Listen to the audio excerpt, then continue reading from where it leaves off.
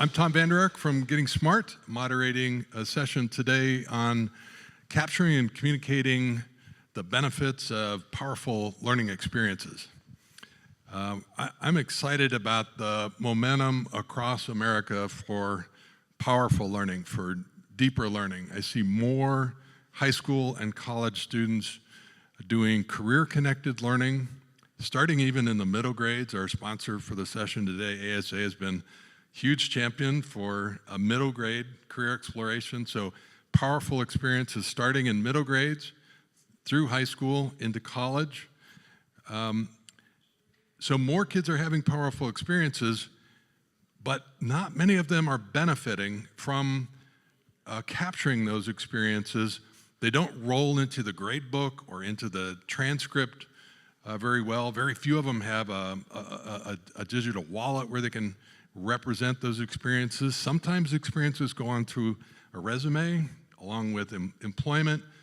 But the driving question that we want to get at today is how can we provoke and host more powerful experiences, and how can we help capture and communicate the benefit of those experiences, including the skills that are developed and demonstrated during those experiences.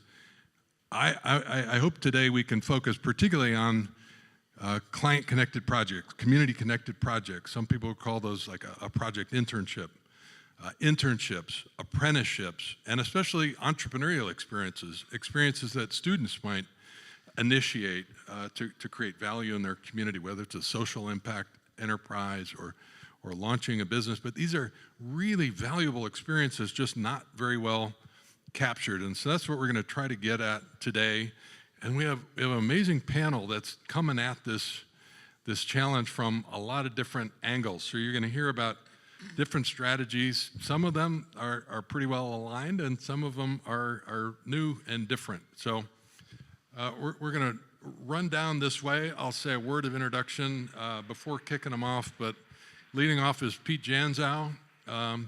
Pete's been in this space a long time, has been a leader at Acclaim, Credly, Pearson, probably the world's leader in this space of credentialing.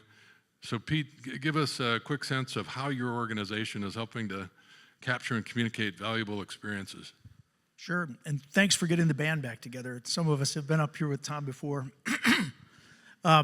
So first, did you notice the new Pearson brand that came up, the purple with the ripples? The ripples are the impact of learning on people's lives. And that's really the core of the brand, is on the impact that learning is going to have for all of us, right? To keep us thriving in the future. So I wanted to talk just 3 points here about where Pearson is going, where Credly fits, and some of the challenges that I see. First off, the story at Pearson these days is around insights. What do we have? What do we need to have in the future? What skills do we have today? What's the impact of technology and change? And how can we help communicate that back to the system? Whether that's school systems or employers, whether it's the transition from high school to college, et cetera. In January, we launched a report at the World Economic Forum called Lost in Transition. Lost in Transition pointed out, every year in America, we lose 1.1 trillion with a T dollars because of inefficient transitions between school and work, or between work and I get disrupted, or because I'm underemployed at work. Or it could be a military to education or military to work. Precisely. Right?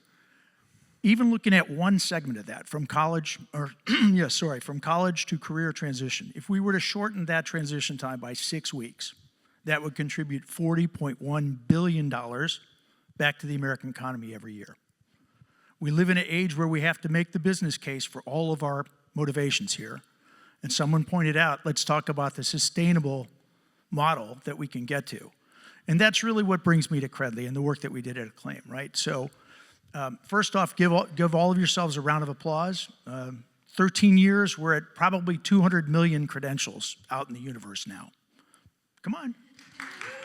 That's to your credit. And that's based on the open badge standard that premiered 13 years ago in a meeting we had out in Silicon Valley, convened by the MacArthur Foundation and by Mozilla. So anyway, congratulations to all of you. That was Connie Yowell. That's right, Connie Yowell, yeah. Kind of exactly. kicked off the whole open badges thing. Yep.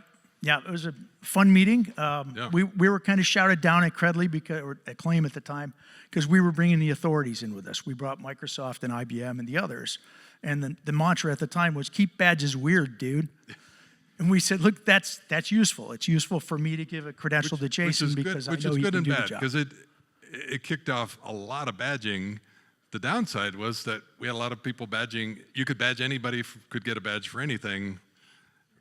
So a two-sided coin there, right? Exactly, yeah. And getting back to the economic argument that we're all trying to make here, by focusing on the high-value credentials, we can signal to employers what a person knows or what they can do, and it's really the employer is going to extract the value and get over to a skills-based model. And Jason's going to talk a little about how the chamber is trying to capitalize on that and propagate it.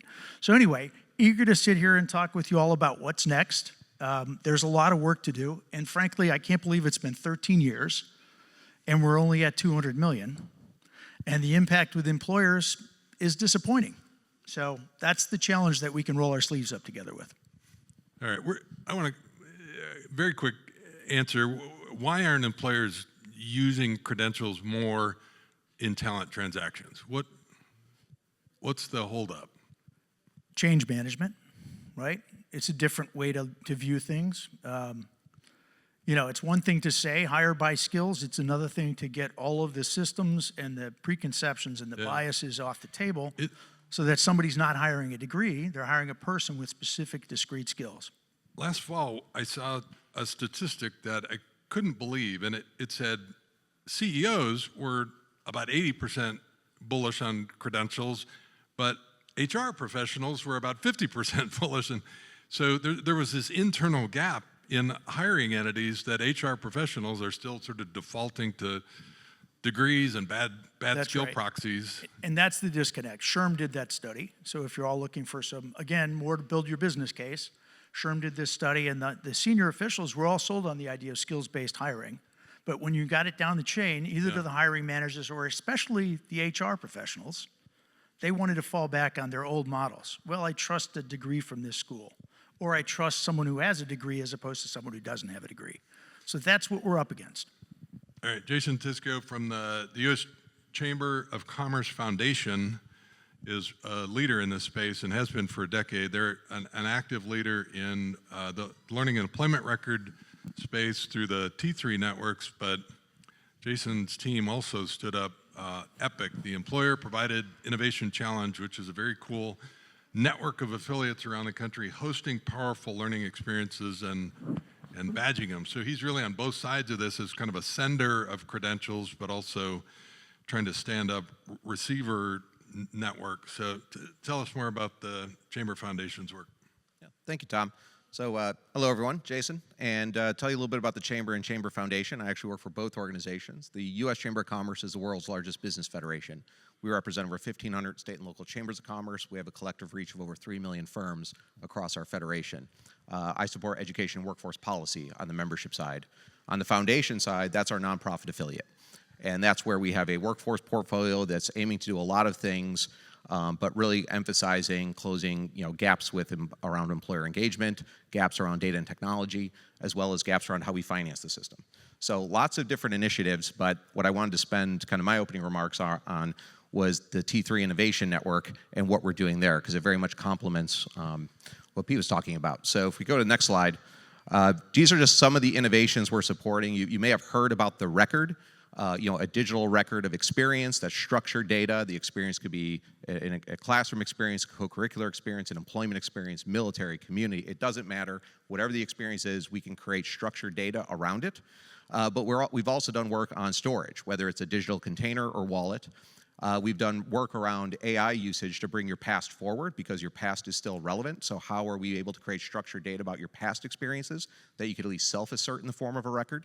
And then how can we, through linked claims, validate what's inside of those? And in the old days, it used to be I can endorse the entire badge or nothing at all. But with this new standard, you're able to go in and you can endorse a single item within a record. So I could go in and say, hey, Pete, I've done these 10 skills. Are you willing to sign off on them? And you can say, I've seen 5 of them, and I can embed evidence and endorse it without endorsing the entire thing. And then the resume standard, which is a really important one. This solves kind of the problem that Pete was teeing up, which is how do you make these things make sense for employers? Because we're not throwing CVs or portfolios at human resource information systems or applicant tracking systems. They are not set up to process it that way, and employers are not asking for that. But we have created a new data standard that would allow employers, through their HR vendors, to parse data from a LER-based resume. So we're going to be publishing new kinds of data packages. There's still going to be resume data load, but it is now going to be machine actionable in an HR system, so we can finally process all of that experience data and assess it for fit for the job, and then have discussion over what's quality and not. But I at least know I could unpack the sum total of your experiences that are relevant to the job, and the machines can accurately process it and not get weeded out or send a link that they can't follow. So Jason, this LER at the resume standard, that's relatively new, right? Yes. Does that align with the CLR from One Ed Tech, the Comprehensive Learner Record standard? How are those related? Yeah, so we work through our T3 network. The T3 network is a collective action initiative among standards bodies, vendors, nonprofits, you name it, but it's cross-domain, education to employment to military, and we're all working to make all learning count, make skills like currency, and to empower learners and workers with data. And as part of that, the standards bodies, not only on the education side, whether it's One Ed Tech, whether it's PESC, but also on the HR side, HR Open Standards Consortium, we're bringing them together to map their data standards, harmonize where possible, so all the standards and the vendors that are using those standards can be in this interoperability business. What is linked claims? I don't think I know that term. So that's what I was mentioning, the ability to go in and validate what's inside someone's record. So I can issue you a record, or you can share a record with me, and I can validate what's inside of it. So think of it this way. It's a cool idea, because that could include experience as well as skills, right? There could be metadata Both and. around an experience that could be verified. Yeah, and this is how we're going to democratize this entire movement, because now everyone doesn't have to be an issuer. If I was an intern somewhere and I wanted to share with a supervisor or an employee that's going through a performance review, and I want to say, hey, instead of you issuing me a record as my supervisor, I am sharing a record with you saying I've demonstrated these skills or had these learning outcomes on the job. Are you willing to validate those claims? So now it kind of flips the entire script, where now it's the individual having more agency in pushing their learning outcomes and others validating what's inside those records. But if you go to the next slide, just to give you a visual, I don't need to walk through it entirely, but what I want to emphasize here is, from the learner, there's different ways you can start generating records. You could bring your past forward through an experience use style application. You can have an education or training partner issue you a record, or through various co-curricular activities like a work-based learning opportunity. That's another way where you could bring a record. And the goal is to collect multiple records based on these experiences in a digital container like a wallet, but then unpack them and have validators make claims about them, attach evidence. But ultimately, if you want to do skills-based hiring using these new kinds of digital records and credentials, that's where we're going to need to output a resume presentation of that data, and the HR systems that are processing it are going to need that standard. But then once you're employed, you can also get a verified employment record for the first time ever. This might be a bridge to those pesky HR people that I was talking about a minute ago, who are used to using resumes, and I think giving them a LER and a resume standard might bridge that gap. Yep. Yes? This is one of the best ways the T3 network could add value, because it's cross-domain, and this is a way of saying, it's not about like innovating and saying, the badge movement started in one place and they were doing great things. Now they're trying to extend use cases into the employment space. But were employers really at the table? Were we identifying the use cases? Were we looking at their technology? Well, now we're there, because we are looking at it, and this is how you meet employers where they're at, and how you make these digital records and credentials make sense in the hiring workflow. So this is the bridge if skills-based hiring is one of the things that you want to use these credentials for. A year ago, when I was at your T3 conference, well, two observations. One is it's a really interesting group of people that are they're very different than an education conference, because you have a lot of different kinds of people. You have folks from workforce and the hiring side of the equation, so interesting group. Two, I remember a year ago wondering how the federal government was going to be more involved in being an active player in this space, and I guess that won't be the case. We can't count on a coherent federal/national response other than you, can we? Yeah, well, interestingly enough, we had Congressman Owens from Utah at our Digital Transformation and Learning and Work event 2 weeks ago in DC, and he opened up that event. It was a T3 Network event, and he gave a very passionate explanation for why he's all in on digital records and credentials and what it could mean for learner worker empowerment and mobility. Is Department of Labor going to be an active and positive force in this, or? They can be. So the reason I brought up Congressman Owens is he actually had mentioned that there'd be interest on the Hill in actually promoting some kind of national LER legislation, if that would be helpful. So that both encourages me and frightens me. Yes. But there, I think there's a way agree. government can play a role. We got to figure out what that is, and Yeah. they want to have some skin in the game. That's great. We'll come back at the end and talk about how this stuff goes to scale, and we'll come back to that. Next, Geeta Verma at University of Colorado, Denver has piloted a super cool capability called LivedX, where she's extracting skill credentials from valuable experiences. My team is really excited about this, and I think you've even turned this into a startup with some help from some folks in the audience. So Geeta, tell us about LivedX. Yeah, thanks, Tom. So yeah, I'm Geeta Verma. I'm a professor of STEM education at the University of Colorado, Denver, and also founder of LivedX. And the reason I started this startup is I'm a tenured professor. I've been funded by NSF, and I've done a lot of work with students, getting them interested That's an agency that used to exist? Is that? Probably can't count on a lot more of that funding. Well, some of the NSF programs, yes, are still being funded. So we're in the flux, as you can imagine. And what I noticed was that students, despite us investing a lot in instructional curricular space in STEM education, if you look at the data tells you that the needle is not moving in the right direction. And this happens year after year. And we know that we are funding a lot of programs. And I started to explore what could be going on here, and actually found out that there was a body of literature around what you call foundational skills, transferable skills. I'm sure many of you are familiar with Howard Easel project, where they're taking 45 plus frameworks in these areas and mapping them to each other. And I was just curious about what does that entail for students. And I kept reading that students need to have these skills. And I was like, that's great, but how do you measure? Because it's not like a science or math exam that you can give them a test, right? So how do students talk about their skills? So we talked about internship, apprenticeship. Students can have great internships and not so great and everything in between. Or they can have, and if you think about that idea, then what is it that students are experiencing if it's not a great experience? It's not like a total wash, but if you ask them, what did you learn? You will hear many students say, I don't know. Does that sound familiar, right? So what was happening was that students were learning these skills, but they were not able to articulate those skills. So with LivedX, and LivedX stands for lived experiences, students can document their experiences, not skills, in their own words from lived and learned experiences. And then we have And they can be experiences from in school, out of school, internship, babysitting, you talk about any of those things, right? And then we have this extensive R&D we've done through the NSF grants. We've been funded by NSF SBIR, and we can tease out the embedded skills because we've done extensive research in qualitative research with human in the loop and IRR. So it's all we want to make sure that the credentials we're giving are agreed upon, are quality controlled, and are verified from various perspectives. And we can take those credentials and then issue them certificates that can be now stacked into college credits through the University of Colorado, Denver. For high school students, it's only $74 per college credit. For university students, it's $119.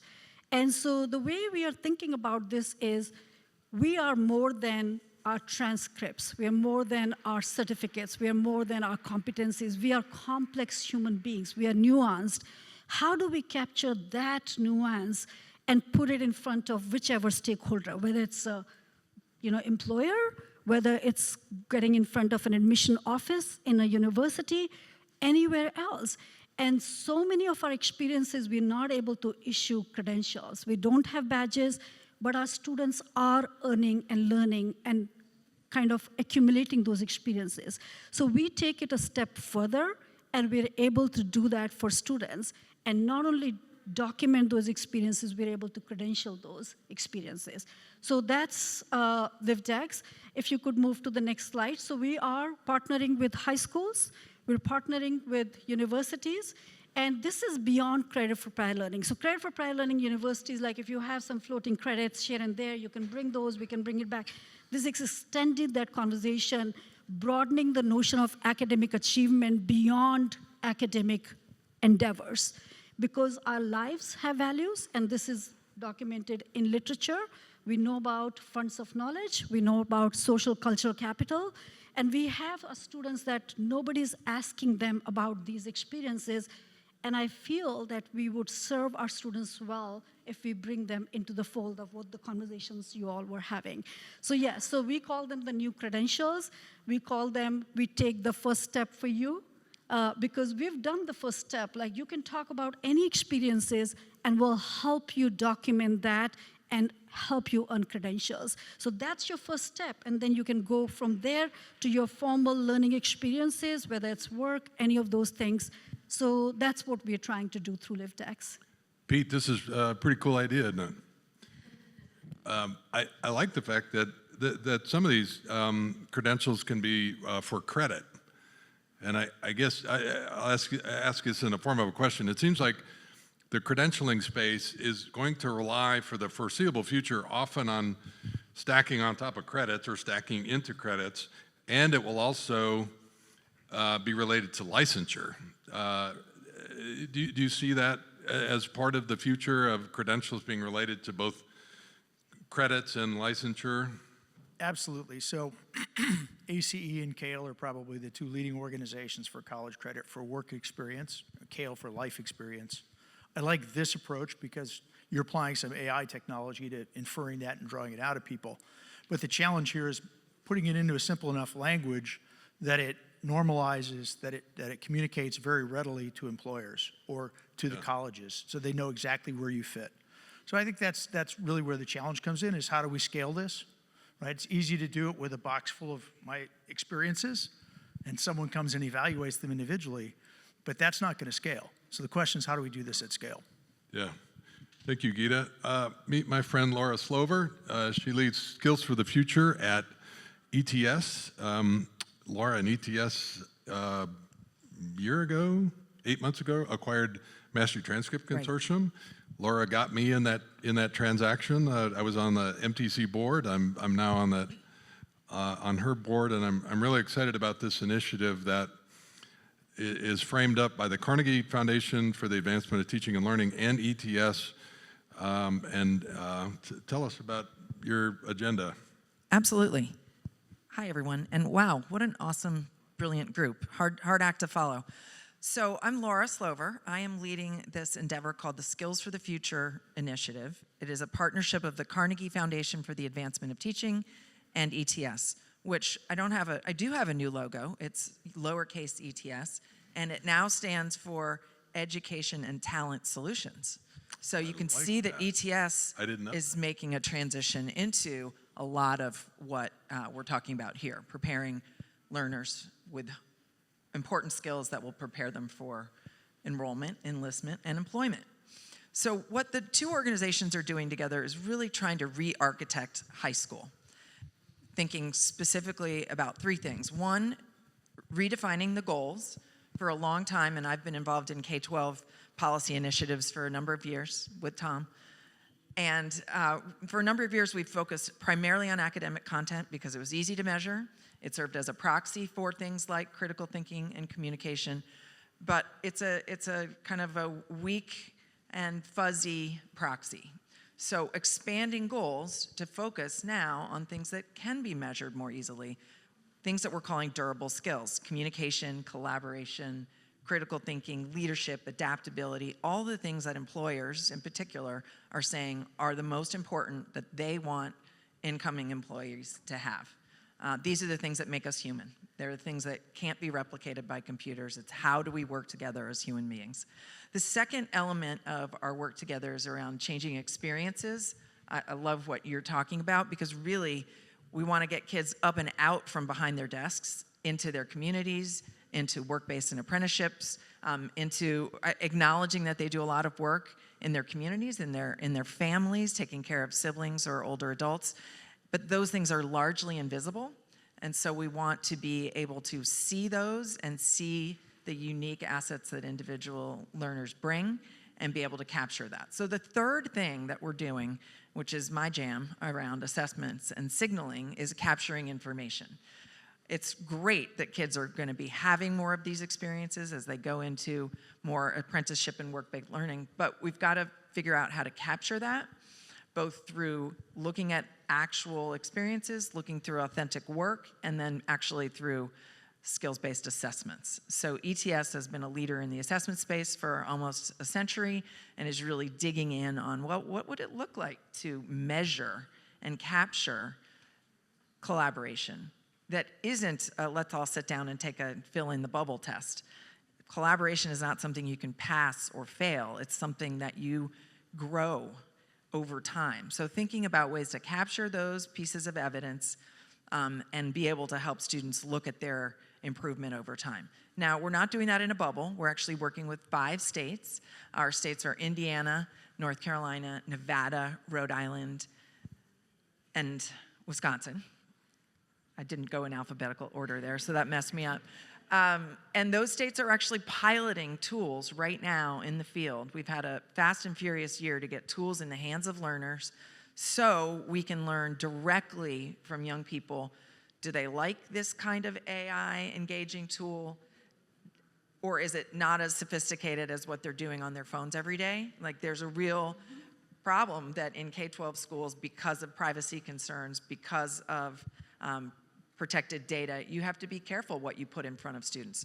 So we're right now, we're piloting a whole set of really cool, innovative AI tools with the goal of having students have records, which is gonna bring us all back full circle, records when they leave high school that they can take with them to go into the job, into college, and into life.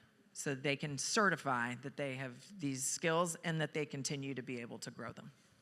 So the reason I wanted Laura on this panel is that she just described a different way to capture and communicate experiences. It's through a new set of assessments by virtue of which students demonstrate competencies. Those competencies go into a mastery tracker that MTC just introduced, and then they end up on a mastery transcript.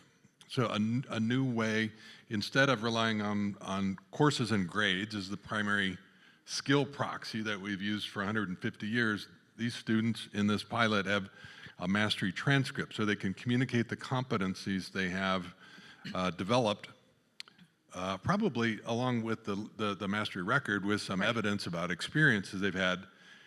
That record may or may not have credentials involved, but it is a different way of capturing experience than the traditional transcript. The record has a few key aspects. One is that it can ingest authentic work with comments, and it's not exactly certification, but kind of input and validation from teachers about students' experiences. And as we are looking ahead, validation from employers, validation from coaches who have really up-close experience with learners.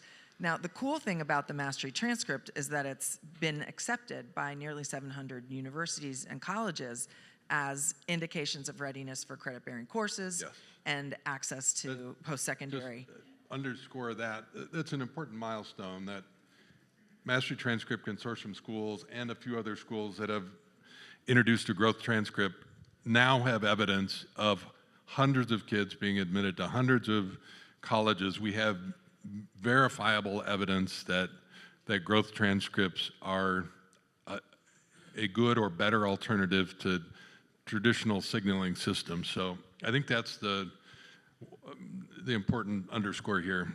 All right, meet Mike Discenza. He's from SchooLinks.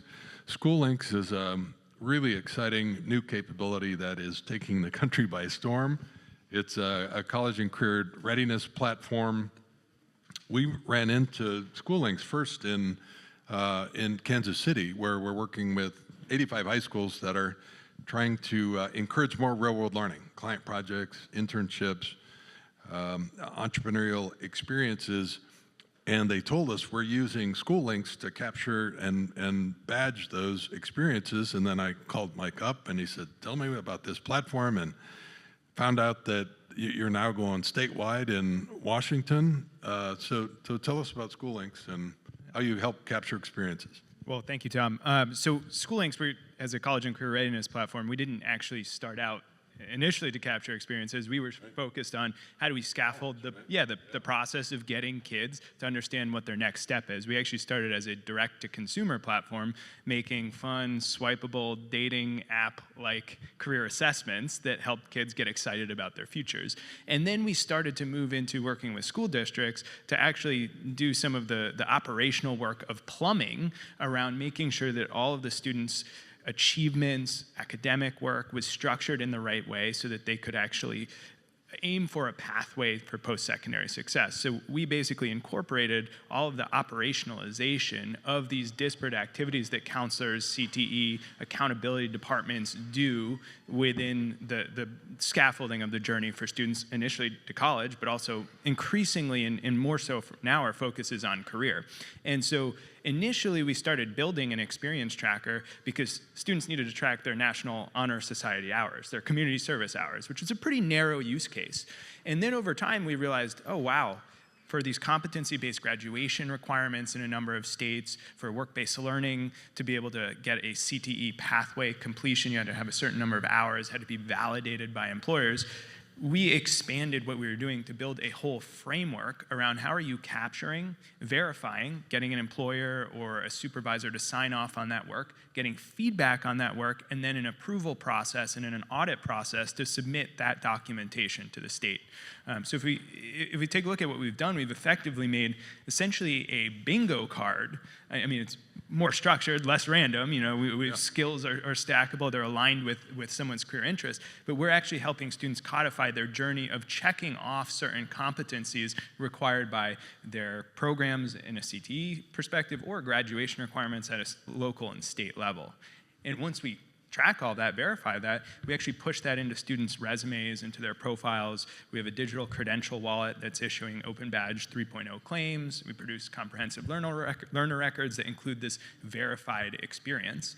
And overall, our approach here is how do you make what students are doing in K-12 more tangible? We're trying to help school districts and school systems justify the expansion of their work into these new initiatives and make something that a student can take with them. When we started this work 8, 9, 10 years ago, from the beginning, we said students were always going to be able to take their profile after they graduate and use it. And this wallet that we've released in the last year, the digital credential wallet, is an extension of that work. All right, I gotta tell you why I'm so excited about this. So we published a report on credentialing 90 days ago. A few of you read it. And at the back of that report, it said, we need a better way to capture and communicate experiences. And we did this wheel, and it said, there's lots of different kinds of valuable experiences, and we ought to have a good tool that will capture different kinds of experiences and the value of those experiences. And then we saw this, and I called Mike up. He said, oh, yeah, we do that. We have this experience tracker. It's really good at capturing different kinds of experiences and the quality of those experiences. And like he said, badging them, pushing them into records and resumes. So I was really excited when I found this. Yeah, I mean, the work that we've been doing is actually, it's funny because it started really from the needs of districts. You know, meeting Tom and Jason and folks on stage here and understanding that this is part of a larger movement was really powerful because for us, this was just like, oh, you know, the CT department in this district said we have this huge problem because our spreadsheets are so messy, you know, and we're like, how can we build the boring plumbing to do it? But it's emerged into something that's much more meaningful. So something like a messy experience, like an internship, how would it get captured by this system? Yeah, so LEAs or SEAs, they have defined criteria for what type of metadata is needed to validate an experience. So sometimes it's about the hours, sometimes it's about specific skills and validation.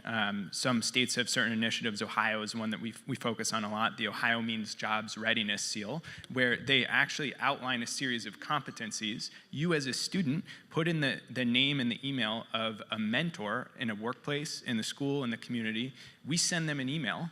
They could have an account, they don't have to have an account, but what they're doing is they're going in, they're saying, oh yeah, this person demonstrated punctuality, this person demonstrated critical thinking, and they have to leave a comment on it. And at the end of your time in high school, you basically take away almost like a reference sheet where all of those different adults in your community have gone through and signed their name to say, I vouch for this kid doing this thing. That's very cool.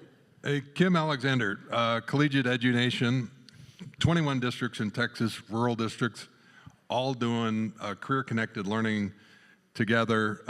Do you guys have any common way of capturing experiences, the internships that kids are doing? Any of them use SchooLinks, or do you have something else? Y'all ought to talk. Sounds good. And I thought you had the nicest boots on in the room, but Laura has these. Those are very badass. They're comfortable too. Anyway, I thought about you because I think SchooLinks might be really useful. Kim is doing some of the most exciting work in the country where he's got small rural districts that are creating PreK models with early college, with work-based learning in some of the most remote communities in the country. It's really exciting, and it feels like what we're doing is trying to solve some of your district challenges. Let's spend a couple minutes just talking about how this goes to scale. I guess I'm frustrated that more people aren't adopting the wallet that your partners are developing. Jason, I said, Pete, I'm frustrated that more employers aren't using the credentials that you're issuing. What's the challenge at going to scale? Jason, you feel a sense of momentum and hope? I'm bummed out. Help me here. I'm ever the optimist, and I think for a lot of this, like the LER resume standard, it didn't exist. We just got version 2 done. Now it's ready for deployment. We're starting to socialize it with the HR vendor community. So this is going to be a huge milestone for us to move this forward, and we're going to start to marshal partners within the T3 network to really do a full-scale deployment for like the next 10 years or more to really make all skills and experience count in America, where we can issue them, we can validate them, we can use them in the form of a resume presentation. So we're going to make a big push, and we're going to make this make a lot of sense to employers, not just at the point of hiring, but think of it. We have over 170 million workers here where we could be documenting their learning experiences on the job every day, or at least once a year. Yeah. Think of all those work-based learning experiences that are happening supported by employers. So think of employers as almost like the new educators, with HR being the new registrar and LER being the new transcript. So I think there's huge capacity in our system to start mass producing these records in a way that's going to make a lot of sense to use cases we weren't previously addressing. Yeah. And we got some big delivery plays. Like I had mentioned, we're trying to promote this new employee-owned benefit called a skill savings account to upskill and reskill. Well, if we got 60 million workers to open up a new skill savings account and had an average balance of $1,500 to $2,000 in to get started, you'd create a $100 billion upskilling marketplace where the LER could be the transcript of choice. So we think there's going to be some creative movements now to really go big, but a lot of the big movements may occur outside of the traditional education channels. So we got to be taking a wide view of who's going to be the user. You are optimistic. I think yesterday you said you think in a couple of years we'll have 100 million skills. So that was my play it safe. I'd say within fewer than 10 years we'll have over 100 million skills issued, verified, and used. Honestly, I think it's going to be north of 1 billion. And I could give you the math on how we're going to get there. That's really exciting. And Mike, I told you I was really excited about your partnership in Washington. I guess is part of that facilitating the high school and beyond plan? Is that the main role that you're going to play? Yeah, that's right. The high school and beyond plan in Washington is essentially the document that aligns students' coursework, their college and career exploration, and then their actual application process with where they're trying to go after they graduate. And so this feels like an example of state leadership that is moving in the right direction? Yeah, I think there's a spectrum of different approaches that we see as some states are structuring very tightly the expectations for this. Others are saying, hey, we have this goal, and then the districts are doing the work. So I think there's two different models in states like Ohio, where the state hasn't been super prescriptive, but the districts have stepped up. That can also work as well. California announced a big wallet initiative last week. Maybe that's another example of state leadership. Fingers crossed. Geeta, you're getting a lot of momentum. You see this LivedX kind of capability scaling in the next few years? Yes, and I feel like we complement what people are already doing. It doesn't replace anything. It just Right. expands the offering. No, you have a cool capability that like Laura could pull that into skills for the future, right? Right. Yeah, Pete so could similarly, pull like that in. the badges, I mean, our institution uses badges. Like, what are badges proxy for? If we can ingest that data and intersect with people's lived experiences, there's something really interesting happening that can be proxy to the employers for something. So there are possibilities. So I see LivedX as supporting a lot of initiatives, in addition to us doing whatever we are doing, but it can really complement people's efforts. I think we've documented some progress on capturing and communicating skills. Join me in giving our panelists a round of applause. Thank you.